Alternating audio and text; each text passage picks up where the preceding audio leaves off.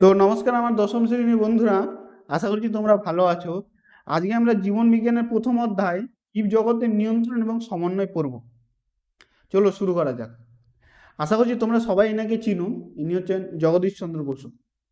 Inner আগে বৈজ্ঞানিকরা মনে করতেন যে অন্যান্য প্রাণীদের মতো উদ্ভিদরা জীবিত, কিন্তু এদের মানে অনুভূতি নেই, এরা মানে কোনো অনুভূতি অনুভব করে না। কিন্তু জগদীশচন্দ্র বসু তার পরীক্ষা থেকে প্রমাণ করেন বিভিন্ন উদ্দীপনা, যেমন হচ্ছে আলো, তাপ, বিদ্যুৎ, আঘাত, হ্যাঁ, এইসব দিলে পরে উদ্ভিদের শরীরেও বিভিন্ন রাসায়নিক পরিবর্তন ঘটে। এর মানে হচ্ছে গিয়ে ওরাও অন্যান্য প্রাণীর মতো অনুভূতি অনুভব করতে পারে। ঠিক আছে, এর জন্য তিনি ক্রিপ্টোগ্রাফ ক্রেস্টোগ্রাফ নামে একটা যন্ত্র ব্যবহার করেছিলেন। সেই যন্ত্রটা কি হলে উদ্ভিদের খুব ছোট নড়াচড়া থেকে প্রতিক্রিয়াগুলোকে রেকর্ড করতে পারে। ঠিক আছে, আর এছাড়াও তিনি লজ্জাপতি এবং বনচারাল নামে দুটো উদ্ভিদ ব্যবহার করেছিলেন। কারণ হচ্ছে এই যে দুটো উদ্ভিদ অন্যান্য উদ্ভিদের তুলনায় দ্রুত প্রতিক্রিয়া করে। ঠিক আছে, তো এই পরীক্ষা থেকে তিনি প্রমাণ করেন যে উদ্ভিদও অন্যান্য প্রাণীর মতো মানে প্রতিক্রিয়া দেয় এবং অনুভূতি করতে পারে। ঠিক আছে, আচ্ছা, এর আগে ক্লাস 9-এ তোমরা চলন গমন পড়েছিলা, তবু এখানে একটু আমরা ওটাকে রিফ্রেশ করে নিই, কারণ আমাদের একটু পড়তে হয়। ঠিক আছে, চলন মানে কি জানি? চলন মানে কোনো জীব যখন এক এক জায়গায় স্থির থেকে অঙ্গ প্রত্যঙ্গ নড়াচড়া করবে সেটাকে আমরা চলন বলবো। আর গমন হচ্ছে গিয়ে এক জায়গা থেকে অন্য স্থানে যখন কোনো জীব যাবে সেটাকে আমরা গমন করতে হয়। তো আমাদের এখানে তো গমন আমরা পড়বো না, চলন পড়বো, কারণ এখানে আমরা উদ্ভিদের ব্যাপারে পড়ছি। তো উদ্ভিদ যেহেতু চলন করতে পারে, ঠিক আছে, তো আমরা উদ্ভিদের চলন আমরা করব। ঠিক আছে, আচ্ছা, উদ্ভিদের চলন এখানে প্রধানত তিনটি ভাগে ভাগ করা আছে: ট্যাকটিক চলন, ট্রপিক চলন এবং ন্যাস্টিক চলন। ঠিক আছে, ট্যাকটিক চলনে কি হয়, উদ্ভিদ উদ্দীপনার দিকে অথবা বিপরীত দিকে স্থান পরিবর্তন করে। এই একটাই মাত্র চলন যেখানে উদ্ভিদ কি করে এক জায়গা থেকে অন্য জায়গায় স্থান পরিবর্তন করে। ঠিক আছে, চলো এর কয়েকটা বৈশিষ্ট্য দেখা যায়। দেখো, ট্যাকটিক চলনে ওই এক নম্বর যেটা সবচেয়ে জরুরি বৈশিষ্ট্য হচ্ছে গিয়ে স্থান পরিবর্তন করে উদ্ভিদটা। ঠিক আছে, আর এই চলনে বিভিন্ন উদ্দীপনা যেমন তাপ, আলো, রাসায়নিক ইত্যাদির দ্বারা নিয়ন্ত্রিত হয়। ঠিক আছে, আর এই চলন সাধারণত কি হয়, জলজ উদ্ভিদ এবং শৈবালদের মধ্যে দেখা যায়, মানে অনুন্নত উদ্ভিদদের মধ্যে দেখা যায়।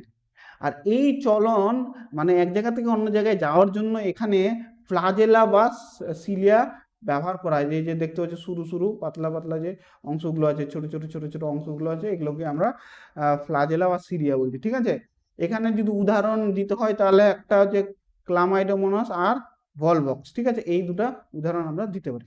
এর কয়েকটা প্রকার আছে, ওটা আমরা ছোট করে জেনে নেবো। যেমন ফোটো মানে আলো, ফোটো মানে সবসময় মনে রাখবো যে আলোর ব্যাপারে বলা হচ্ছে। ঠিক আছে, তো আলোর প্রভাবে যেই ট্যাকটিক চলন হয় সেটাকে ফোটো ট্যাকটিক চলন বলবো। কেমো মানে রাসায়নিক পদার্থের প্রভাবে যে ট্যাকটিক চলন হয় তা কেমোন্যাস্টিক চলন বলবো। তাপের প্রভাবে, উষ্ণতার প্রভাবে যে চলন হয় সেটাকে থার্মোন্যাস্টিক বলবো।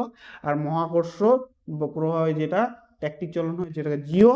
আর জলের প্রভাবে যেটা ট্যাকটিক চলন হয় সেটাকে হাইড্রোট্যাকটিক চলন বলে। ঠিক আছে, আশা করছি এত দূর পর্যন্ত বুঝতে পেরেছো। ঠিক আছে, এরপরে আমরা টপিকে চলে যাবো, ওটা হচ্ছে ট্রপিক চলন। ট্রপিক চলনের মধ্যে আমাকে মুখ্য দুইটা জিনিস আমাদের মনে রাখলে আমরা বুঝতে পারবো। ঠিক আছে, উদ্ভিদের অঙ্গের বক্র চলন যখন বহিস্থ উদ্দীপক যেমন আলো, জল, মহাকর্ষ ইত্যাদির দিকে বা বিপরীত দিকে বৃদ্ধি পায় তখন তাকে ট্রপিক চলন বলে। ঠিক আছে, এখানে প্রধান দুটা জিনিস আছে, যেই দুটা জিনিসের ওপর ভিত্তি করে তোমরা বাকি চলনকে এটা থেকে আলাদা করতে হবে। দেখো, প্রথম তো হচ্ছে কি অঙ্গর বক্রচলন আর বৃদ্ধি হবে, এই দুটা জিনিস। এটা থেকে আমরা আলাদা চলন থেকে এটাকে পার্থক্য করতে পারি। যেমন এখানে কি হয়, অঙ্গের বৃদ্ধি ঘটে। ঠিক আছে, আর আলাদা চলনে অঙ্গের বৃদ্ধি ঘটে না। ঠিক আছে, তো এর বৈশিষ্ট্যগুলোর মধ্যে হচ্ছে এই চলনটার মধ্যে একটা খুবই ইম্পর্টেন্ট একটা রোল আছে, অক্সিন একটা হরমোন। ঠিক আছে, বুঝতে পারলে তো, এটাই হচ্ছে গিয়ে উদ্ভিজ্জ অঙ্গগুলো বৃদ্ধি করতে সাহায্য করে। পরে আমরা এটার ব্যাপারে পড়বো।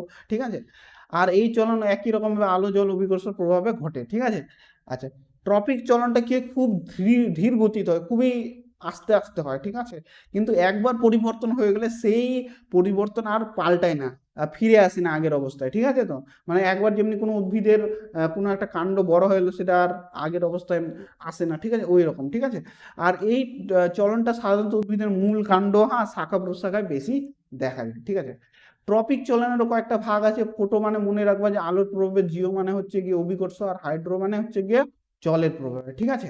তো বুঝতেই পারছো ফোটো মানে আলোর প্রভাবে যে ট্রপিক চলন হবে সেটা ফটোট্রপিক চলন বলবে, ঠিক আছে। এখানে এর তিনটা প্রকার আছে, যেমনি দেখো আলোর অনুকূলবর্তী মানে আলোর দিকে যেই ট্রপিক চলন হবে, হ্যাঁ, মানে ফটোট্রপিক চলন হবে, আর আলোর প্রতিকূল আর তির্যক, ঠিক আছে। এখানে আমরা গাছটার উদাহরণ থেকে আমরা এখানে বুঝে নেবো। দেখো এই যে কাণ্ডটার যে দেখো গ্রোথটা হচ্ছে ওটা আলোর দিকে হচ্ছে, ওই জন্য এটা আলোর অনুকূলবর্তী হবে। মূলটা যে হচ্ছে বৃদ্ধি কোথায় হচ্ছে আলোর বিপরীত দিকে, তো এটা আলোর প্রতিকূলবর্তী। এবং যে পাতাগুলো আছে ওটা তির্যক ভাবে বৃদ্ধি হচ্ছে, ওই জন্য হচ্ছে আলোর তির্যকবর্তী চলন, ঠিক আছে। আশা করছি এটা ভালোভাবে তোমরা বুঝে গেছো। এবার জিও, জিও মানে বুঝে নিতে হবে মাটি অথবা অভিকর্ষ, ঠিক আছে। তো উদ্ভিদ অঙ্গের বক্রচলন যখন পৃথিবীর অভিকর্ষ বল দ্বারা নিয়ন্ত্রণ, তখন তাকে জিওট্রপিক চলন বলে, ঠিক আছে। এরও একই রকম তিনটা ভাগ আছে। এখানে আমার আশা করছি বোঝানোর দরকার নাই যে কাণ্ডটা হচ্ছে অভিকর্ষের প্রতিকূলবর্তী হবে, মূলটা হবে অনুকূলবর্তী, ঠিক আছে। আর এগুলো হচ্ছে গিয়ে আর তির্যকবর্তী এখানে হবে গিয়ে যে প্রধান মূলের যে শাখাগুলো আছে তির্যকভাবে বৃদ্ধি হয়েছে, তো তির্যকবর্তী। এখানে হচ্ছে আর একটা ব্যতিক্রম আছে, প্রতিকূলবর্তী। প্রতিকূলবর্তী দেখো এখানে যে ম্যানগ্রোভ নামে একটা উদ্ভিদ থাকে, তার যে মূলগুলো থাকে কি, এগুলোকে শ্বাসমূল বলে। এগুলো কি হয় অভিকর্ষের উল্টো দিকে বৃদ্ধি পায়। তো এখানে একটা ব্যতিক্রম তুমি এখানে দিতে পারো যে ম্যানগ্রোভ উদ্ভিদের যে শ্বাসমূল থাকে সেগুলো অভিকর্ষের প্রতিকূলবর্তী বৃদ্ধি পায়, ঠিক আছে। তো এটা ব্যতিক্রম। এমনি মূল সাধারণত কি হয় অভিকর্ষের অনুকূলবর্তী হয়, ঠিক আছে। এবার হাইড্রোট্রপিক চলন মানে বুঝতেই পারছো জলের দিকে যে বৃদ্ধি ঘটে, তাহলে এখানে আমরা মূলকে হাইড্রোট্রপিক চলনকে চলের মধ্যে পড়বো, মানে অনুকূলবর্তীর মধ্যে পড়বো। আর কাণ্ড বা বিটবকে আমরা কি বলবো জলের প্রতিকূলবর্তী আমরা বৃদ্ধি হবে, ঠিক আছে। উদ্ভিদ অঙ্গের বক্রচলন যখন উদ্দীপকের দিকের উপর নির্ভর না করে উদ্দীপকের তীব্রতার উপর নির্ভর করে, ঠিক আছে, তাকে ন্যাস্টিক চলন বলে, ঠিক আছে। এখানে দু তিনটা জিনিস আমাদেরকে মনে রাখতে হবে। এটা আলাদা চলনগুলোর থেকে কিভাবে আলাদা, প্রথমে তো উদ্দীপকের তীব্রতার উপর নির্ভর করে, এটা জিনিস সবার থেকে আলাদা, ঠিক আছে। তারপরে হচ্ছে গিয়ে এটা হচ্ছে গিয়ে মানে খুব দ্রুত ঘটে, এই চলনটা খুবই দ্রুত ঘটে আর অস্থায়ী হয়, মানে মানে সঙ্গে সঙ্গে ঘটবে, কিছু সময়ের জন্য ঘটবে, ঠিক আছে। এইভাবে তুমি এটাকে আলাদা করতে পারো আলাদা চলনের থেকে, ঠিক আছে। আর ন্যাস্টিক চলন সাধারণত গিয়ে পাতা, উদ্ভিদের পাতা আর ফুলের মধ্যে বেশি দেখা যায়। এরও অনেকগুলো ভাগ আছে। একই রকম ফোটো মানে আলোর প্রভাবে যেটা ঘটে, ঠিক আছে, যেই ন্যাস্টিক চলনটা ঘটে সেটাকে আমরা ফোটো ন্যাস্টিক চলন বলি। যেমনি হচ্ছে গিয়ে সূর্যমুখী কি থাকে, সূর্য যেদিকে আলো থাকবে সেদিকে ওর মুখটা থাকবে। তারপর হচ্ছে গিয়ে পদ্ম ফুল যেমনি দিনের বেলা ফুটবে, কারণ হচ্ছে গিয়ে আলো হলে পরে ফুটবে, আর না হলে ফুটবে না। একই রকম ভাবে ডালিয়া, একই ওরও কথা, ঠিক আছে। থার্মোন্যাস্টিক চলন মানে উষ্ণতার তীব্রতার উপর নির্ভর করবে, ঠিক আছে। তো যেমনি হচ্ছে যত উষ্ণতা থাকবে ও ফুটবে, আর উষ্ণতা কমে গেলে ফুটবে। যেমনি টিউলিপ আছে আর একটা ক্রোকাস একটা ফুল আছে, ঠিক আছে, ওই ওই দুটার মধ্যে উষ্ণতার তীব্রতার উপর নির্ভর করছে, ঠিক আছে।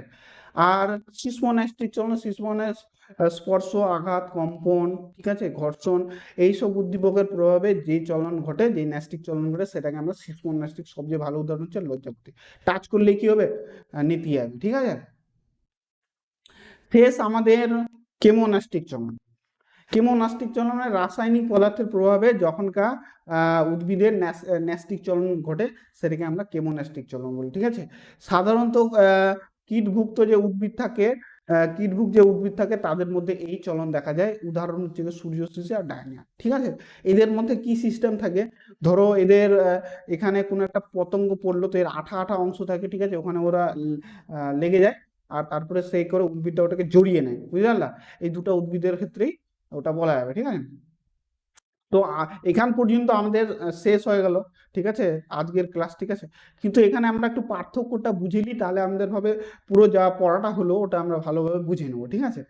তো ট্যাকটিক চলনে কি হয়, উদ্ভিদের স্থান পরিবর্তন ঘটে, ট্রপিকে ঘটে না, ঠিক আছে, ন্যাস্টিকেও ঘটে না, ঠিক আছে।